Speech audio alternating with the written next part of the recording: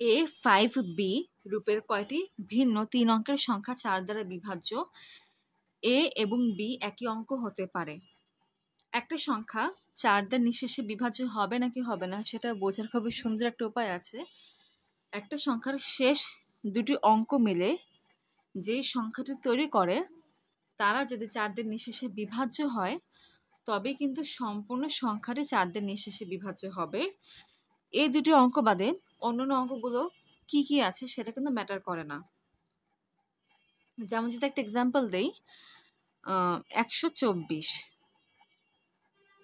এখানে 24 এই সংখ্যাটা কিন্তু 4 দ্বারা নিঃশেষে বিভাজ্য, 424, তার মানে 124 এই সম্পূর্ণ সংখ্যাটা কিন্তু 4 দ্বারা নিঃশেষে বিভাজ্য। অর্থাৎ এক্ষেত্রে বি এর মানটা ম্যাটার করে, কারণ 5 হচ্ছে ফিক্সড।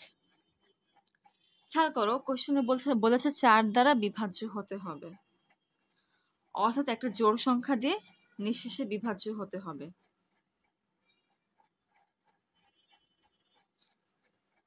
অতএব 5b এই সংখ্যাটাকে জোড় সংখ্যা হতে হবে, কারণ একটা বেজোড় সংখ্যা জোড় সংখ্যা দিয়ে নিঃশেষে বিভাজ্য হয় না। খেয়াল করো, 5b এই সংখ্যাটাকে যদি 4 দিয়ে নিঃশেষে বিভাজ্য হতে হয় এবং 4 হচ্ছে জোড় সংখ্যা, তার মানে 5b একটা জোড় সংখ্যা হবে।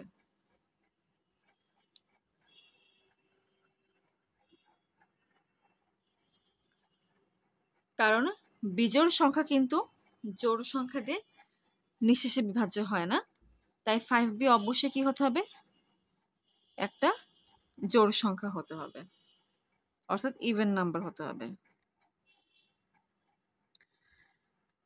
একটা সংখ্যা জোড় হবে নাকি হবে না সেটা নির্ভর করে তার একক ঘরের সংখ্যাটির উপরে।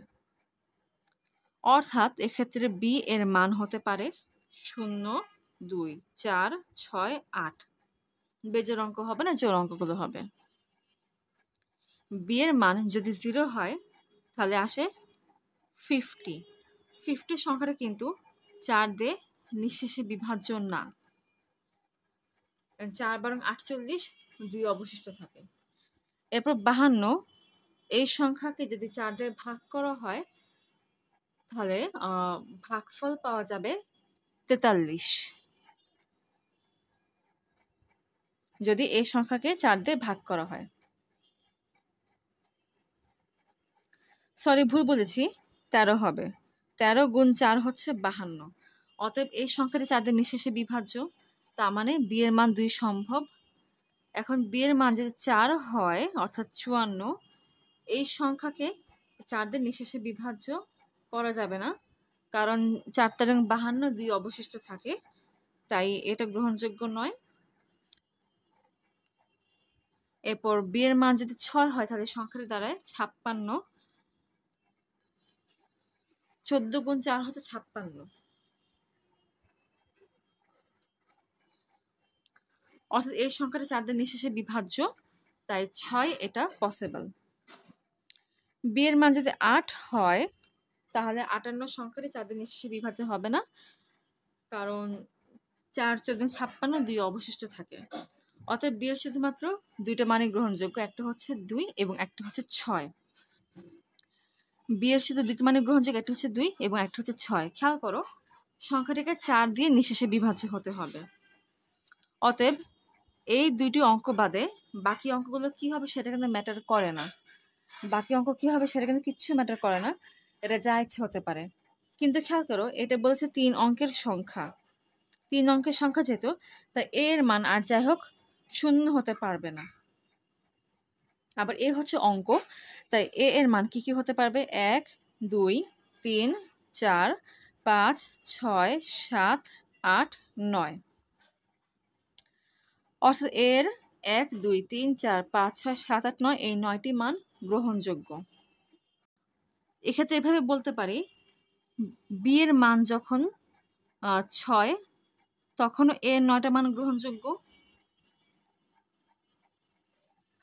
আবার বি এর মান যখন 2 তখন কিন্তু এর 9টা মান গ্রহণযোগ্য।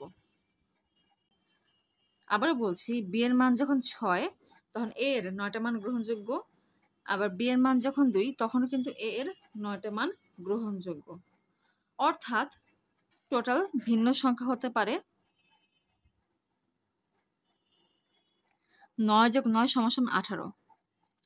অতএব 18টি ভিন্ন 3 অঙ্কের সংখ্যা যারা হচ্ছে 4 দ্বারা নিঃশেষে বিভাজ্য, এবং এখানে এ এবং বি কিন্তু একই অঙ্ক হতে পারে। যেমন বি এর মান যখন 2 তখন এ এর মানও 2, সেক্ষেত্রে দুজন একই অঙ্ক। আমি সংখ্যাগুলোকে তৈরি করে দেখাচ্ছি। তোমরা চাইলে এই অংশটি স্কিপ করতে পারো, খুব বেশি জরুরি না, কিন্তু আমার কাছে মনে হয় যদি আমি কী কী সংখ্যাগুলো তৈরি হতে পারে সেটা যদি দেখা দিই তাহলে কনসেপ্টটা অনেক বেশি ক্লিয়ার হবে। তাই আমি দেখা দিচ্ছি। আচ্ছা, A5B, এখানে বি এর মান যখন 2 তখন এর মান 1 হতে পারে 2 2 2 3 2 4 2 5 2 6 2 7 2 8 2 9, মাঝখানে 5, এটা কিন্তু ফিক্সড। এই সংখ্যাটা হচ্ছে 152 252 352 452 552 652 752 852 952। এখন বি এর মান 6 নেব। বি এর মান 6, এর মান 1, বি এর মান 6, এর মান 2, 6 3 6 4 6 5 6 6 6 7 6 8 6 9, মাঝখানে 5, এটা হচ্ছে ফিক্সড। এক্ষেত্রে মোট 1 2 3 4 5 6 7 8 9 10 11 12 13 14 15 16 17 18, অর্থাৎ টোটাল 18টি ভিন্ন ভিন্ন সংখ্যা তৈরি হয়েছে। এটা দেখাতে হবে সেটা নেসেসারি না, বাট যদি তোমরা এভাবে করে করো তোমাদের কনসেপ্টটা আরো বেশি ক্লিয়ার হবে, তাই আমি দেখা দিলাম।